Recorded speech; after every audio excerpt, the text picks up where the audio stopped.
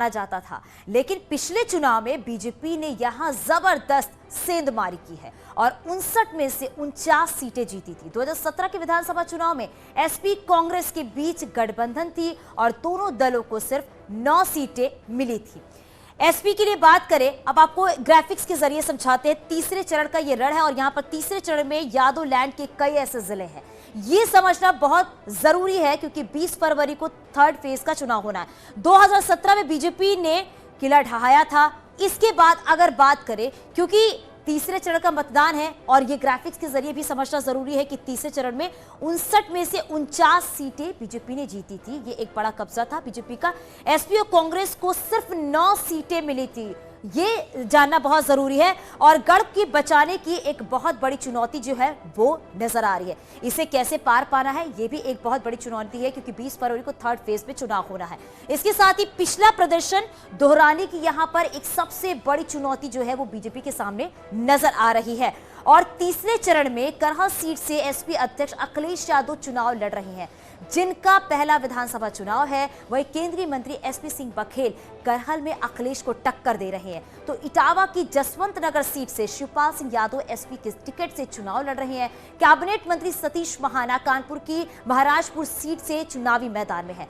फर्रुखाबाद में कांग्रेस नेता सलमान खुर्शीद की पत्नी लुइस खुर्शीद जो है वो भी चुनावी मैदान में है। तो ये आपको समझाते हैं, करहल से एसपी सिंह बघेल है और करहल से आपको बता दें कि अखिलेश यादव है। जसवंत नगर की बात करते हैं तो शिवपाल यादव है जसवंत नगर से चुनावी मैदान में।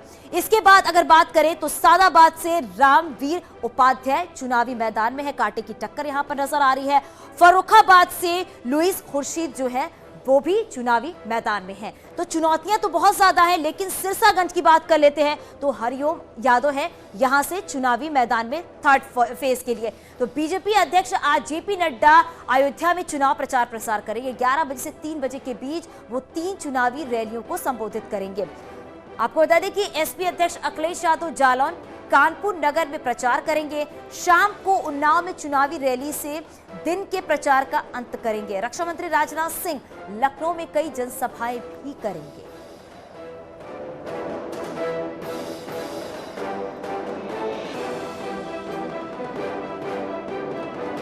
दिग्गजों की चुनावी रैलियां आज होंगी क्योंकि शाम 6 बजे आज ये प्रचार प्रसार थम जाएगा। और ये 3 तस्वीरें हम आपको दिखा रहे हैं। पहली तस्वीर, जेपी नड्डा आज अयोध्या में रहेंगे, 3 रैलियों को संबोधित करेंगे। और योगी आदित्यनाथ भी आज ताबड़तोड़ रैलियां करेंगे, 6 रैलियां करेंगे। और अखिलेश यादव की बात करें तो वो भी चुनावी प्रचार प्रसार करेंगे। 3 जनसभाएं करेंगे अखिलेश यादव।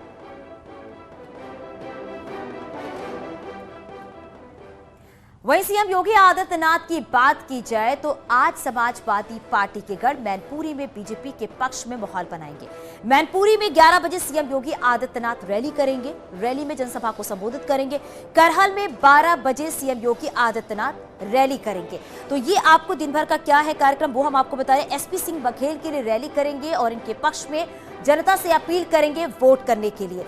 अखिलेश पर हल्ला बोल भी करेंगे क्योंकि करहल से आपको बता दें कि अखिलेश यादव चुनावी मैदान में हैं। तो कांटे की टक्कर यहां पर नजर आ रही है। परिवारवाद पर घेरेंगे भी सीएम योगी आदित्यनाथ, ये समझना बहुत जरूरी है। बघेल पर हमले का मुद्दा भी उठाएंगे क्योंकि अभी कुछ दिनों पहले आपको बता दें कि एसपी सिंह बघेल पर हमला हुआ था, उसको लेकर भी ये मुद्दा उठाया जाएगा जब ये चुनावी रैली होगी। तो कहां पर क्या कुछ कार्यक्रम है ये भी हम आपको बता रहे हैं। और इससे पहले गुरुवार को करहल सीट पर अखिलेश यादव और मुलायम सिंह यादव ने रैली की। अखिलेश यादव ने सरकार पर जमकर वार भी किया है और बीजेपी प्रत्याशी बघेल पर वार करते हुए दल बदल होने का आरोप भी लगाया है। मुलायम सिंह ने मंच से बेटे अखिलेश के लिए वोट की अपील की है। मुलायम के सियासी शिष्य एसपी सिंह बघेल लगातार अपनी जीत का दावा भी कर रहे हैं। विरोधी के पास वोट नहीं है, वोट नहीं है और वो सब दल में घूम आया है।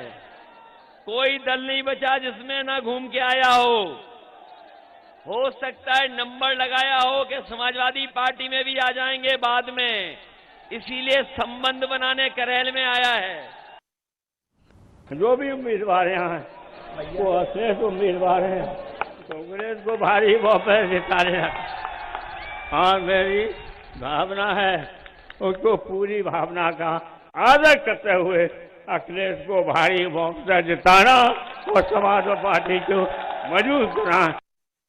गुरु पहले भी आए हैं, जब धर्म युद्ध कुरुक्षेत्र में हो रहा था तो द्रोणाचार्य जी अर्जुन जी के सामने थे, लेकिन गुरु शिष्य परंपरा हमारी ये रही है कि जो पुत्र से भी बढ़ के है। अश्वत्थामा को वो प्यार द्रोणाचार्य ने नहीं दिया जो अर्जुन को दिया था, लेकिन युद्ध उनके खिलाफ लड़ रहे थे।